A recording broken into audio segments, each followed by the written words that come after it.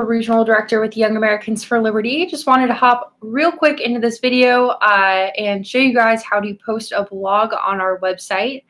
Now, there's a couple of reasons why we encourage activists to post blogs. The first one is for our donors who graciously give money out of their own pockets to help fund some of the activism kits that y'all have been receiving.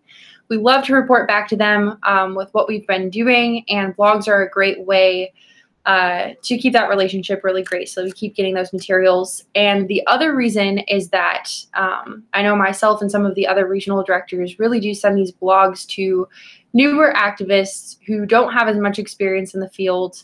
It gives them kind of the idea of what's possible for them on campus doing events. And so it's just really great to hype everyone up. And it's really great for us to see what everyone's up to on campus. And so I'm just going to take you through real quick logistically how to post a blog, as well as some tips and pointers to make your blog post make a splash on our website. So first step, if you see, this is yaliberty.org, our homepage. It'll take you right here to see where our blogs are posted. Just scroll down a little bit under YAL in Action. These are all of our most recent blog posts. My goodness. And if you can see, the top 3 here are actually from the Central Region. So very proud of y'all for actually getting on top of blogging this semester already. So if you want your blog to appear here, first step is actually just to log into your account. If you go to the top right corner over here where it says log in, click that. Now, if you don't have an account for whatever reason, if you're not a dues paying member yet, or you're not affiliated with a chapter, it'll prompt you to register. You can do that. But if you already do have an account, simply enter your email and your password and log in. May take a second.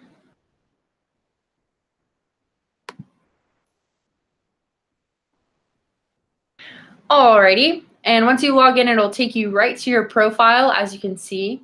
Now, your next step is going to go to the top right corner again, where you see your profile picture right here. And next to it, you'll see a drop-down menu. Click on that little drop-down there.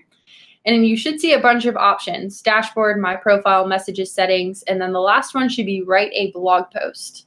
If you don't see that for whatever reason, you may not have access to write a blog post for, whatever reason. It's a simple fix for your RD.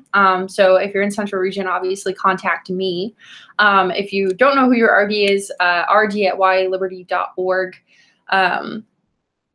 Just let them know you can't write a blog post, but you're looking to, and we can make that fix really quickly on our end. But you should see it here, especially if you're a chapter leader. So click on write a blog post. Now, who can write a blog post?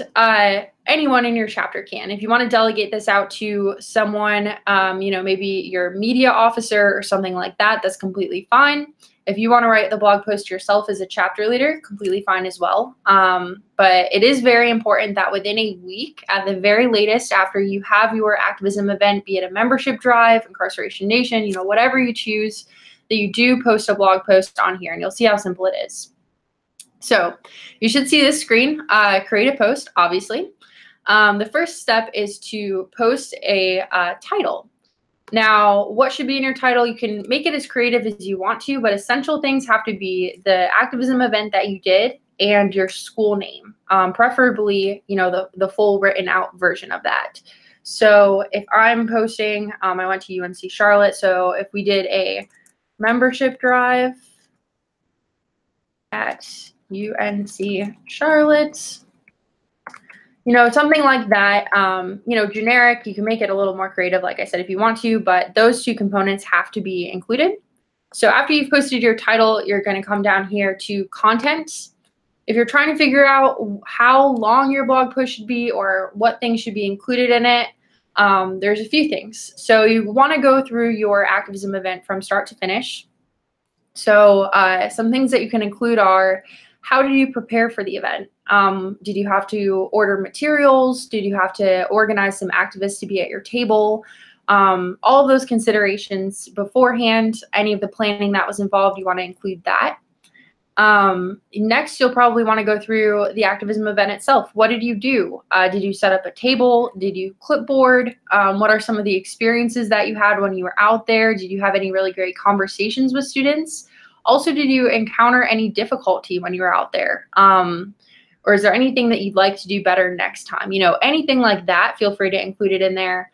You might want to end it with, you know, if you've got a follow-up meeting that's coming up or any events in the future, you know, where do you want to go from here? And that can kind of round off your post. So any of that stuff, as far as how long it should be around 100 or more words. That's a long paragraph or like a couple shorter paragraphs. Honestly, not much longer than this. And this is just an example from one of our chapters in New Mexico, but this was a great length. And so I just copied this, put it in here.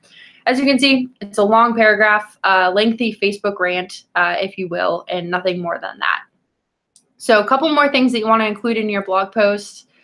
After that is you want to put a photo or multiple photos, and it's as simple as going over here to this plus sign, if you see on the left-hand side of the screen. Clicking on that is going to give you an option. Do you want to include a video or a photo? Up to you. If you want to include a photo, it'll prompt you to, you know, select from your documents or wherever you store your photos, and you can just plug it in right there. So this is an example from the University of Louisiana at Lafayette. They're a great chapter. So this is a great example of kind of a group photo in front of the table. Some other photos that you might want to get are some action shots of people that are coming and interacting with the table and everything. The worst thing that you can do is just take a picture of the table and let that be it. We do want to see you guys in action, and these are the best kind of photos. So, you know, take some good photos, put them in there, and don't forget your photos when you're doing your activism event. So you've got your title, you've got your content, you've got your photo that you've attached. A couple other things that you want to do real quick before you submit your event is go over here. It's probably going to be in the activism category, so just click that. If you want to put any tags in there, for example, you know, your school name or the type of event or any, you know, issues that you're touching on, anything like that, you can put them in tags.